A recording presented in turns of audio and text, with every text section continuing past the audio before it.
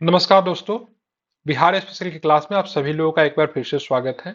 माफी चाहता हूं, काफी दिनों के बाद आपके समक्ष उपस्थित हुआ हूं, लेकिन हाँ, कुछ महत्वपूर्ण कार्य आ गया था जिसकी वजह से मैं क्लास नहीं ले पा रहा था। लेकिन मेरी अब कोशिश यही रहेगी कि तय समय पर क्लास ली जाए। ठीक है। अभी आपका एग्जाम भी एटलीस्ट 2 महीने के लिए आगे बढ़ चुकी है, तो इस दौरान हम लोग प्रयास करेंगे से बिहार स्पेशल को अच्छे से पढ़ा जाए। ठीक है। आज का जो टॉपिक जो रहने वाली है, बिहार में जनजातीय आंदोलन का विकास, ये टॉपिक प्रीलिम्स के हिसाब से और मेंस के हिसाब से दोनों के लिए महत्वपूर्ण है। तो मैं प्रयास करूंगा कि इस क्लास के दौरान प्रीलिम्स और मेंस दोनों के हिसाब से इस टॉपिक को कवर किया जाए। ठीक है। तो आप लोग बने रहिएगा, आप प्रयास कीजिएगा, इस टॉपिक को बहुत ही अच्छे तरीके से कवर करेंगे, क्योंकि इस टॉपिक से प्रीलिम्स में सवाल आते हैं और मेंस में भी आते हैं। मेंस में सामान्यतः शॉर्ट क्वेश्चन और लॉन्ग क्वेश्चन दोनों देखा जाता है। मैं बता दूंगा से किस प्रकार के प्रश्न आपसे मेंस में पूछे जाते हैं। ठीक है। अब यहाँ पे सबसे पहले आपको जानना है आदिवासी। एक शब्द निकल कर आता है आदिवासी। आदिवासी लोग कौन होते हैं? जो हमारे परिवेश से बाहर रहने वाले लोग जो है, ठीक है, उनको सामान्यतः दूर दराज क्षेत्रों में जो लोग रहते हैं उनको हम लोग आदिवासी कहते हैं। ठीक है। ये आदिवासी शब्द किसने दिया था? तो ठक्कर बाबा ने। ठक्कर बाबा की बात करेंगे तो इनको आदिवासियों का मसीहा कहा जाता है। ठीक है। तो ठक्कर बाबा ने जनजातीय लोगों के संबंध में आदिवासी शब्द का प्रयोग किया। जनजातीय लोग दूर दराज के क्षेत्रों में रहते हैं। जनजातियों की अपनी सामाजिक, आर्थिक एवं प्रशासनिक व्यवस्था होती है। ठीक है। हमारी जो सामाजिक व्यवस्था है, हमारी जो आर्थिक व्यवस्था है और हमारी जो प्रशासनिक व्यवस्था, उनसे बिल्कुल उनका अलग होता है। जैसे हमारे प्रशासन में कौन आते हैं? तो सबसे पहले आप देखोगे तो पुलिस विभाग हो गया।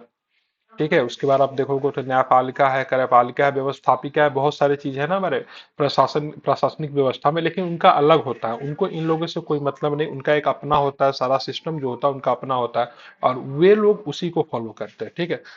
आर्थिक व्यवस्था की बात करेंगे तो हम लोग मुख्यतः क्या चीज पे डिपेंड है? आर्थिक के तौर पे हम लोग लेन देन करते हैं, उसके लिए करेंसी होता है। लेकिन आदिवासी लोग, जो जनजातीय लोग जो जंगल में रहते हैं, हमारे परिवेश से दूर रहते हैं, तो वो लोग अभी भी वाटर सिस्टम का प्रयोग करते हैं, जहाँ पे चीजों का अदल बदल किया जाता है। ठीक है। और सामाजिक व्यवस्था तो हमसे बहुत ही उनका भिन्न है। वे जंगलों के काट के तथा जगह बदलकर हस्तांतरित खेती करते हैं। तो हस्तांतरित खेती को हम लोग मुख्यतः झूम की खेती के नाम से जानते हैं। तो वो जंगलों को काटते हैं, फिर जगह को समय समय पे बदलते रहते हैं, क्योंकि वो भूमि जो होती है कृषि के लिए एक समय के बाद अनुपयुक्त हो जाती है। तो उसके वजह से क्या होता है, उनको जगह बदलना पड़ता है। अंग्रेजों ने अपने राज्य विस्तार के क्रम में जनजातीय लोगों की जीवन पद्धति में भी हस्तक्षेप किया, क्योंकि इनको अपने राज्य का क्या करना था, विस्तार करना था। तो राज्य को विस्तार करते करते प्लेन से ये कहाँ चले गए, जंगल की तरफ चले गए। तो वहां पे कौन रह रहे थे? तो पहले से वहां पे आदिवासी रह रहे थे। तो जिसके वजह से उन्होंने क्या किया, वहां पे बहुत अधिक बदलाव लाने का प्रयास किया, जिनसे जनजातीय लोगों को लगा से भाई ये तो हमारे सामाजिक, आर्थिक और राजनीतिक जीवन में क्या कर रहा है, हस्तक्षेप कर रहे हैं। जिस फलस्वरूप क्या होता है ना, से मतलब बहुत सारे आदिवासी विद्रोह आपको देखने को मिला। ठीक है। फलतः औपनिवेशिक शासन के विरुद्ध तत्कालीन बिहार, जो कि वर्तमान में झारखंड है, कई जनजातीय या आदिवासी विद्रोह आपको देखने को मिलते हैं। तो इसी क्रम में जो सबसे प्रमुख विद्रोह जो होगा, उसको उस पे हम लोग क्या करेंगे, चर्चा करेंगे। तो सबसे पहला जो है संथाल विद्रोह। तारीख याद रखिएगा, 1855 56। ठीक है। 1857 के क्रांति से होने वाला, 1857 की क्रांति से ठीक पहले होने वाला ये विद्रोह है। देखिए, 1857 की क्रांति से पहले होने वाला संथाल विद्रोह, 1857 के क्रांति के ठीक बाद होने वाला नील विद्रोह। ठीक है। तो दोनों आपको ध्यान में रखना है, दोनों को मैं कनेक्ट करूंगा और आपको बताऊंगा।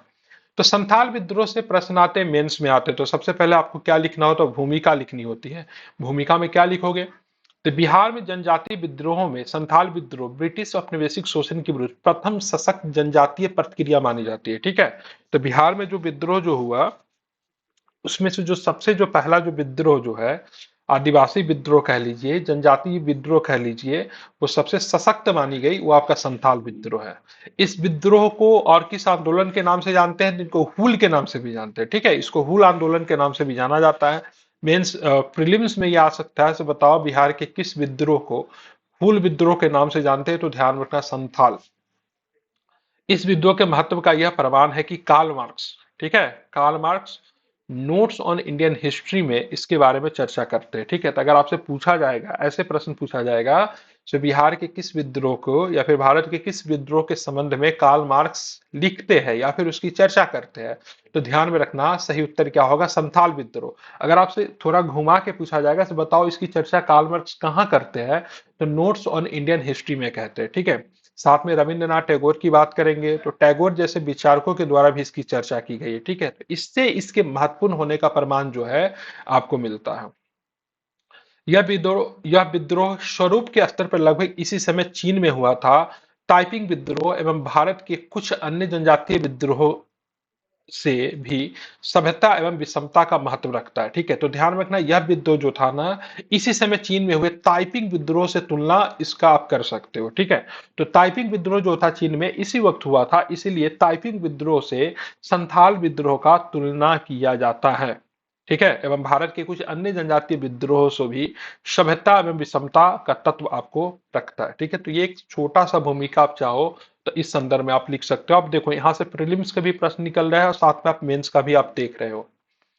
अब आते पृष्ठभूमि से, भाई इसके पीछे क्या कारण था जो विद्रोह हुआ, ठीक है। उसके पीछे पहले से क्या चीजें निकल कर आ रही थी, मतलब क्या ऐसा माहौल बना जिसकी वजह से विद्रोह हुआ, उस पर हम लोग चर्चा करेंगे। तो भारत के विभिन्न जनजातीय विद्रोहों की तरह ही संथाल विद्रोह की पृष्ठभूमि 1765 के दीवानी व्यवस्था से तैयार होती है। आपको पता होगा सो भाई, 1764 में बक्सर का युद्ध होता है, उसके बाद 1765 में इलाहाबाद की संधि होती है। उसके बाद दीवानी राइट्स का मतलब क्या होता है, राजस्व वसूलने का अधिकार, ठीक है, किसको दे दिया गया था, कंपनी के पास आ गई थी ना। और उसमें कंपनी जो था बंगाल, बिहार, उड़ीसा के दीवानी अधिकारी इसको मिल गया था। तो मिलने लगा तो उसके बाद कंपनी जो थी साथ में शोषण भी करने लगी। तो 1765 के दीवानी व्यवस्था से तैयार होती है इसकी पृष्ठभूमि। इस व्यवस्था के तहत बंगाल, बिहार, उड़ीसा की दीवानी मिलने से सर्वप्रथम मैदानी क्षेत्रों में तब पश्चात जनजातीय इलाकों में अंग्रेजों का प्रभाव स्थापित होने लगा। सबसे पहले तो प्लेन में, मैदानी क्षेत्रों में, उसके बाद लोग जनजातीय क्षेत्रों में जाने लगे। वर्तमान झारखंड के सिंहभूम क्षेत्र में अंग्रेजों के प्रवेश की प्रक्रिया प्रारंभ हुई तथा आगे चलकर बाहरी लोग क्या बोलते थे, डीकू बोलते थे, ठीक है, ध्यान में रखना। बाहरी लोग को डीकू शब्द का प्रयोग किया जाता है। इसमें कौन थे, इसमें महाजन जो थे, जो कि पैसे इंटरेस्ट पे देते थे, ठीक है, साहूकार हो गए, या फिर और भी बहुत सारे लोग जो जंगल में आके इनके आम जनजीवन में हस्तक्षेप करते थे, वैसे लोगों को डीकू बोलते थे। डीकू का मतलब क्या होता था, ऐसे लोग जो कि परेशान करते हैं या फिर तंग करने वाले लोग जो थे उनको डीकू ये लोग कहते थे, ठीक है। तो ये भी आप ध्यान में रख सकते हो, ठीक है। अ, हाँ, तो जिसमें डीकू हो गए, महाजन हो गए, साहूकार आदि हो गए आए, जिनसे व्यापक शोषण की प्रक्रिया स्थापित हुई। संथाल जनजाति का मुख्य निवास स्थान जो था भागलपुर से राजमहल क्षेत्र में था, ठीक है। तो भागलपुर जो भी अंग प्रदेश के नाम से भी जाना जाता है, बिहार में ही है, वहां से राजमहल के क्षेत्र में इनका जो एरिया जो था उसको दमन एको या फिर दामिन एको के नाम से जानते हैं, ध्यान में रखना। ये जो था संथालों का क्या था, तो इनका मुख्य निवास स्थान था। अब आते हैं मुख्यतः कारण, ठीक है। अभी आपने पृष्ठभूमि देख लिया से भाई विद्रोह क्यों शुरू हुआ। अब कारण देखेंगे, प्रमुख कारण देखिए, कोई भी विद्रोह जो होता है सडन नहीं शुरुआत होता है। ऐसा नहीं कि भाई से 55-56 में एक दिन में शुरू हो गया, उठे और विद्रोह कर दिया, ठीक है, जनजी आंदोलन नहीं है। इसके लिए जो कारण जो था बहुत पहले से तैयार हो रही थी, इसके पीछे एक पृष्ठभूमि था जो कि बहुत पहले से चला आ रहा था। लेकिन फिर भी कुछ कारण है और कुछ तत्कालीन कारण भी आपको दिखेगा। तत्कालीन कारण के बाद विद्रोह जो था स्वतः प्रारंभ हो जाती है, ठीक है। तो इस विद्रोह के कारणों को आर्थिक, सामाजिक, धार्मिक, राजनीतिक एवं तत्कालीन संदर्भों में देखा जा सकता है, जो कि निम्नलिखित है। सबसे पहले आर्थिक कारण होंगे, फिर सामाजिक कारण होंगे, फिर धार्मिक कारण होंगे, और उसके बाद राजनीतिक कारण होंगे, और सबसे आखिरी में होगा तत्कालीन कारण। इसी के बाद मतलब विद्रोह जो है स्वतः ही मतलब क्या हो जाएगा, शुरू हो जाएगा, ठीक है। तो चलिए शुरुआत करते हैं। तो सबसे पहले देखेंगे आर्थिक कारण। ब्रिटिश औपनिवेशिक अर्थव्यवस्था के प्रभावों से संथाल क्षेत्र के कृषि एवं अन्य आर्थिक गतिविधियों पे विकृत प्रभाव पड़ा, मतलब बुरा प्रभाव पड़ा। सबसे पहले कृषि क्षेत्र पर क्या प्रभाव पड़ा, तो 1790 ईस्वी के दशक में लॉर्ड कॉर्नवालिस ने नई भूमि व्यवस्था से संथाल हाँ, पारंपरिक भूमि पद्धति छिन्न हो गई, ठीक है। आपको ज्ञात होना चाहिए से 1793 में आप देखोगे तो अस्थाई बंदोबस्त व्यवस्था लागू किया गया था कॉर्नवालिस के द्वारा, ठीक है। उसके उस व्यवस्था से क्या था, तो उस व्यवस्था को सबसे पहले बिहार, बंगाल और उड़ीसा के क्षेत्रों में लागू किया गया। तो इस व्यवस्था जो संथालों की जो भूमि का जो एक परंपरा जो था खेती करने के, जो उनकी जो अपनी पारंपरिक भूमि पद्धति जो थी वो बहुत अधिक प्रभावित होता है। भूमि स्वामित्व सामूहिक की जगह व्यक्तिगत हो गई। संथालों की जो भूमि जो होती थी वो स्वामित्व जो था उनका सामूहिक था, किसी व्यक्ति विशेष का नहीं होता था, पूरे समूह का होता था। जितने भी संथाल लोग एक जगह रहते थे तो सबका होता था। अब वो क्या हो गया, व्यक्तिगत हो गया। भूमि का हस्तांतरण बाहरी लोगों को हुआ। ठीक है, भूमि जो था, संथालों की भूमि जो था वो बाहरी लोगों को दिए जाने लगा, जिनको डीकू कहते थे। भू राजस्व की दर सामान्य से 3 गुनी ज्यादा हो गई, पहले जितना था उससे 3 गुना ज्यादा हो गया। संथालों लोग को लगता था भाई हम लोग बचपन से यहाँ रह रहे, मेरे दादा थे, मेरे परदादा थे, वो भी यहाँ पे रहते थे।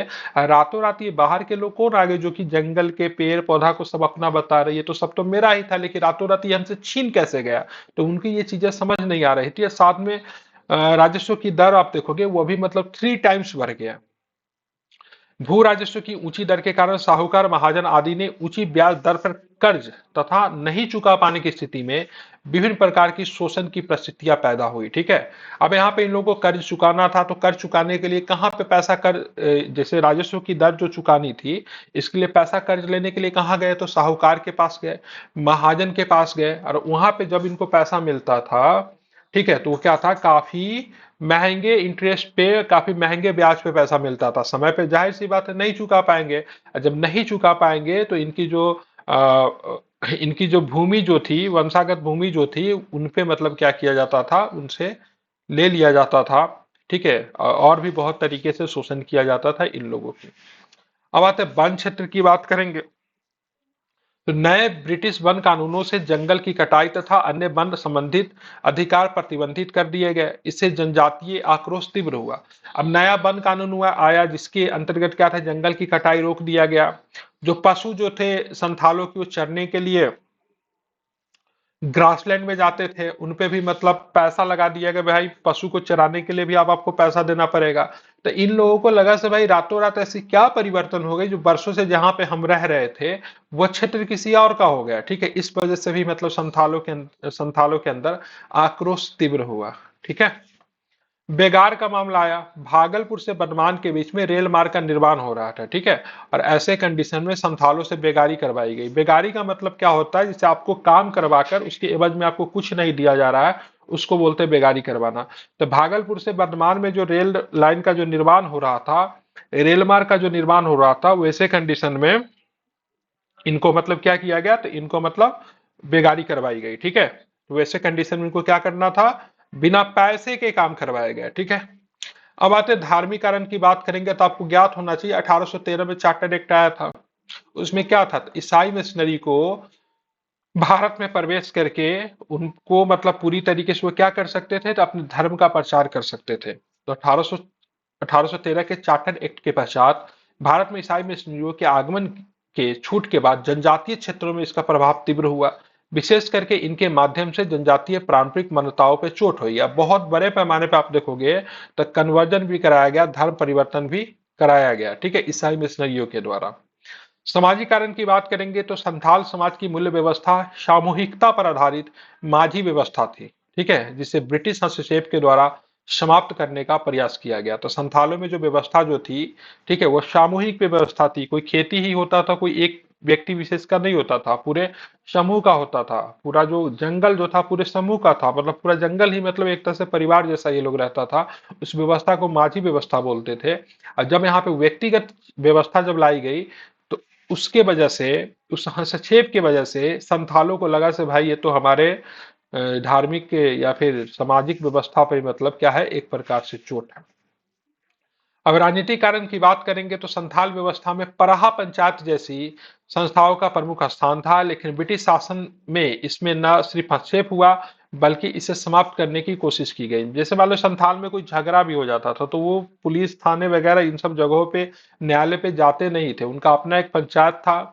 ठीक है, उस पंचायत की वजह से मतलब क्या होता था, वो सारी चीजों का मतलब क्या करते थे, खुद अपने स्तर पे उसको क्या करते थे, सॉल्व कर लेते थे। ठीक है, इसको क्या बोलते थे, पराहा पंचायत बोलते थे। इस व्यवस्था को समाप्त कर दिया गया।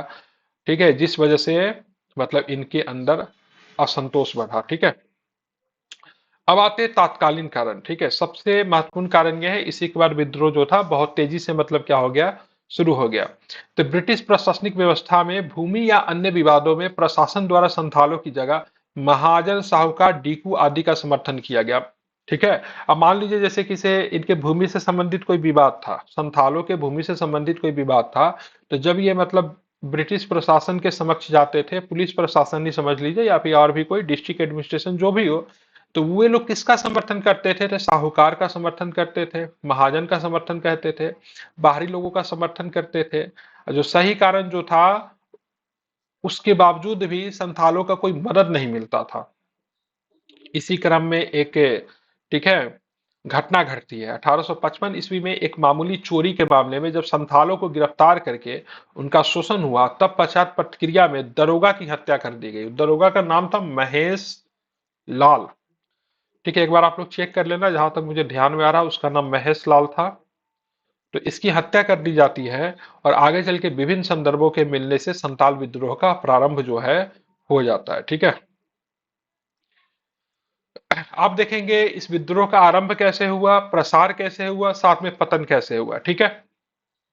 तो 30 जून 1855 को सिद्धू एवं कान्हू के नेतृत्व में हजारों संथाल प्रतिनिधि अपने पारंपरिक हथियार, इसमें तीर धनुष के साथ भागनी डी में एकत्रित हुए। उनका उद्देश्य डीकू डीकू क्या था? बाहरी लोगों को भगाना तथा ब्रिटिश प्रभाव को समाप्त करके न्याय एवं धर्म का राज स्थापित करना था। ठीक है। तो चार भाई थे, एक का नाम था सिद्धू, ठीक है, कान्हू, ठीक है, चांद, भैरव और फूलो,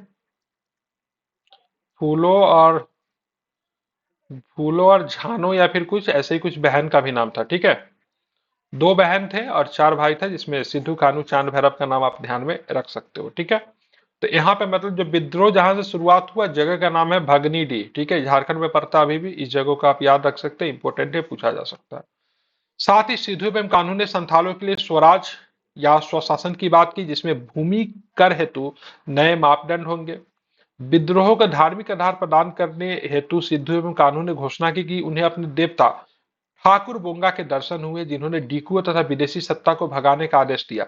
देखिए एक बहुत बड़ा क्या है ना, जैसे मान लीजिए कोई अगर मास लीडर अगर नहीं होता है, तो वहां पे रिलीजन बीच में आता है। ठीक है। तो आप मुंडा विद्रोह में भी देखोगे, वहां पर भी मतलब बिरसा मुंडा जी ने क्या बताया, मुझे मतलब ठाकुर देव ने मतलब दर्शन दिया है और मतलब यहाँ पे स्वराज स्थापित करने के लिए हमें यह संदेश प्राप्त हुआ। यहाँ पर भी सिद्धू कान्हू भी अपने आप को मतलब क्या करेंगे, इसको एक धार्मिक रंग देने का प्रयास करेंगे और अपने आप को मास लीडर की जगह मतलब एक रिलीजियस फिगर भी दिखाने का प्रयास करते हैं। और इस वजह से मतलब क्या होता है, सारे संथालों का इनको समर्थन मिलता है। ठीक है। तो यहाँ पे ठाकुर बोंगा जो उनके उनके धार्मिक देवता थे, उनका दर्शन प्राप्त हुआ है।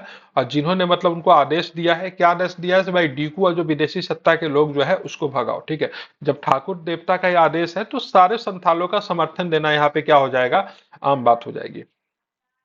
संथाल का यह विद्रोह प्रारंभ में दामन एक कोस क्षेत्र में केंद्रित था, जो आगे चल के भागलपुर, धनबाद आदि क्षेत्रों में फैल गया तथा विद्रोहियों की संख्या मतलब कितनी पहुंच गई, 60,000 तक पहुंच गई।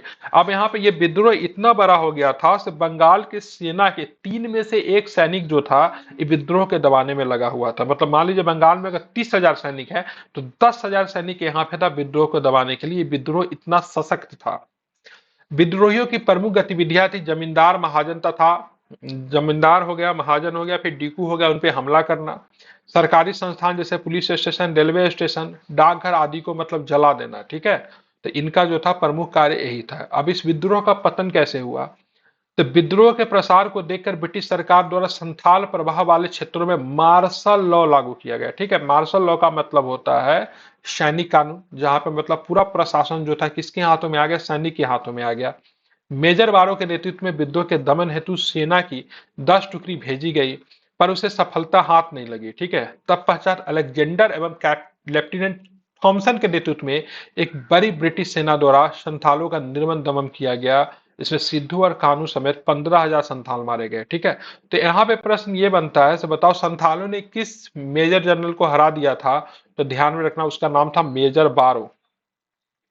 और संथालों को दमन करने वाला जो दो अधिकारी जो था, उसका नाम क्या था? तो कैप्टन अलेक्जेंडर एवं लेफ्टिनेंट थॉमसन। ये प्रीलिम्स के मद्देनजर इंपॉर्टेंट है, आप इसे ध्यान में रखिएगा। ठीक है। सिद्धू और कानू दोनों मारे जाते हैं और साथ में 15,000 संथाल भी मारे गए। परिणाम क्या निकलता है, ताकि आगे भविष्य में इस तरह का विद्रोह न हो तो उसको आपको ध्यान में रखना है। भागलपुर एवं बीरभूम के कुछ क्षेत्रों को काट करके संथाल परगना के नाम से एक नया जिला बनाया गया, ठीक है, तथा इसे जनजातीय हितों की रक्षा के उद्देश्य से नॉन रेगुलेशन जिले के रूप में घोषित किया गया। मतलब इस क्षेत्र को ब्रिटिश सरकार अपने नियमों के अनुसार नहीं चलाएगी, मतलब ब्रिटिश सरकार का बहुत सारी चीजें जो है यहाँ पे लागू नहीं होगी। और साथ में यहाँ पे पूरे संथाल परगना, जो कि संथालों के रहने का जो जगह जो है, उनको अपने स्तर से मतलब चीजों को रेगुलेट करने की आजादी होगी। कानून के स्तर पर अगर बात करेंगे तो संथाल परगना काश्तकारी कानून को लागू किया गया, ठीक है, जिसमें ग्राम प्रधान को मान्यता दिया गया, ग्रामीण अधिकारियों को पुलिस संबंधित अधिकार जैसे प्रावधान थे, ठीक है, और साथ में माझी व्यवस्था हो गया या फिर परहा पंचायत का जो व्यवस्था जो था, उन सबको फिर से मतलब क्या कर दिया गया, बहाल कर दिया गया। अब आते इसका महत्व क्या है भाई, तो देखिएगा महत्व तो सीधा सीधा निकल कर आएगा भाई, आगे के क्रांति के लिए मतलब क्या किया, ये प्रेरणा बना, जैसे 1857 के क्रांति के लिए प्रेरणादायक के रूप में कार्य किया। तो महत्व की बात करेंगे तो जनजातीय आंदोलन एवं राष्ट्रीय आंदोलन के विकास में विशेष संदर्भ रखता है, ठीक है, जनजातीय आंदोलन के लिए तो इंपॉर्टेंट है ही, साथ में राष्ट्रीय आंदोलन की बात करेंगे तो 1857 की क्रांति में भी इनकी प्रमुख भूमिका रही, कहीं न कहीं से प्रेरणा स्रोत रहे ये। 1855-56 का संथाल विद्रोह न सिर्फ एक जनजातीय आंदोलन के रूप में बल्कि भारतीय राष्ट्रीय आंदोलन में भी इसकी भूमिका दृष्टि से भी उल्लेखनीय है, भूमिका की दृष्टि से भी उल्लेखनीय है। राष्ट्रीय आंदोलन के विभिन्न तत्वों के उद्देश्य के नेतृत्व में संगठन कार्यक्रम सहभागिता, जन सहभागिता आदि विभिन्न संदर्भों में संथाल विद्रोह के योगदान को देखा जा सकता है, ठीक है, इसको आप बिल्कुल भी नहीं भूलेंगे, ठीक है। उद्देश्य के स्तर पर बात करेंगे तो इस विद्रोह में यह स्पष्टता थी कि शोषण के विभिन्न कारणों की समाप्ति के लिए बाहरी लोग डीकू एवं विदेशी प्रभाव को समाप्त करके न्याय एवं धर्म के राज्य को स्थापित करना है। उद्देश्य जो था कि भाई बाहर के लोगों को हटाना है, जो ब्रिटिश सरकार का जो अन्यायपूर्ण जो व्यवस्था है उसको समाप्त करना है। साथ ही संथालों ने अपनी सामूहिक व्यवस्था के लिए स्वराज जैसी संकल्पनाओं की बात की, जो आगे चल के राष्ट्रीय आंदोलन के विकास का आधार स्तंभ भी बने, क्योंकि वहां पर भी स्वराज की बात की गई। आगे चल के आप देखोगे नारा भी आएगा, स्वराज हमारा जन्मसिद्ध अधिकार है और मैं इसे लेकर ही रहूंगा, तिलक का नारा है, आप इसे ध्यान रख सकते हो। नेतृत्व के स्तर पर अगर बात करेंगे तो विद्रोह के प्रारंभ में 400 गांव के लगभग 60,000 संथालों को भगनीडीह में एकत्रित करके एक प्रकार से विद्रोह को संस्थागत स्तर पर विकसित करने का प्रयास किया गया। साथ ही विद्रोह को एक संगठित सफलता भी प्राप्त थी कि कुछ समय बाद ही विद्रोहियों की संख्या 10 गुना बढ़ गई, ठीक है, जो कि मतलब 6,000 से मतलब कितना हो गया, 60,000 हो गया। तब समझ सकते विद्रोह जो था कितने बड़े स्तर पर मतलब फैला। अब आते कार्यक्रम के स्तर पर अगर बात करेंगे तो पूर्व काल के जनजातीय विद्रोह जैसे चेर, तमार, हो, कोल आदि के कार्यक्रमों का स्वरूप सीमित था, लेकिन संथाल विद्रोह के दौरान अपने उद्देश्यों की प्राप्ति एवं विद्रोह के प्रसार विस्तार के उद्देश्य से विभिन्न सामाजिक सांस्कृतिक कार्यक्रमों पर भी जोर दिया। तो आगे चल के जो भी विद्रोह होते उनके लिए प्रेरणा प्रेरणा का कार्य किया। विचारधारा के स्तर पर अगर बात करोगे तो इस विद्रोह में हिंसा का प्रभाव रहा, ठीक है, हिंसात्मक था। विद्रोह विशेष रूप से पारंपरिक अस्त्र जो थे, जिसमें तीर, धनुष, भाला, बर्छा आदि का व्यापक स्तर एवं सक्रिय प्रयोग की दृष्टि से भी जाना जाता है। संभवतः इस सशक्त एवं संगठित विद्रोह का परिणाम था, इसमें से मार्शल लॉ को लागू करना पड़ा, ठीक है, मतलब काफी अधिक हिंसा हो रही थी, इसलिए मतलब क्या करना पड़ा, मार्शल लॉ को लागू करना पड़ा।